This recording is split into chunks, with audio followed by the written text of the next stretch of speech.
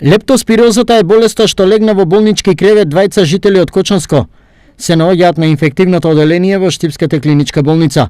Лептоспирозата е тешко нарушување на здравјето кај човекот, тврдат инфектолозите.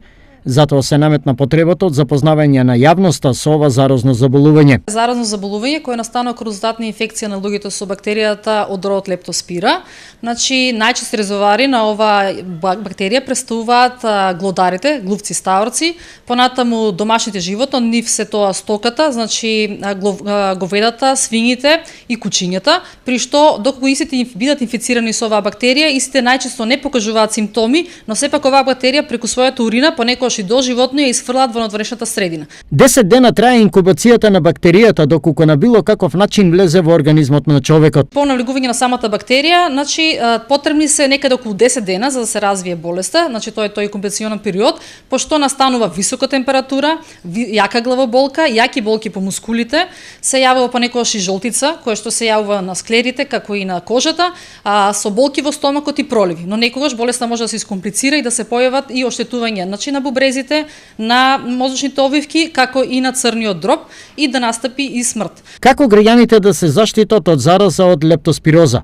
Лекарските препораки особено се важни за земјоделците, кои одгледуваат ориз и постојано се во водените оризови ниви, како и за оние, чија професија налага поголем дел од денот да се наоѓаат во неистечна вода, како базени, природни или вештички акумулации и мочурливи водени површини. Да избегнуваат, значи, капење и рекреативни активности во отворени водени површини каде што може да бидат контаминирани со оваа бактерија.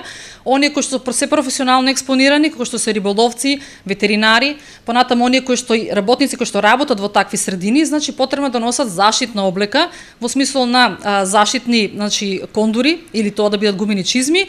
Понатаму се потребно да се врши редукција на популацијата на глодари, а тоа се врши преку преземање на соодветни мерки на дератизација. Тешката клиничка слика кај двајца пациенти спомнати на почетокот од овој новинарски рапорт ја отсликува сериозноста на заболувањето. Еден од нив е препратен на клиниките во Скопје. Пред 2 години за подсетување, во регионот исто така имаше неколку заразени, но со туларемија, болест што ја пренесуваат глувците.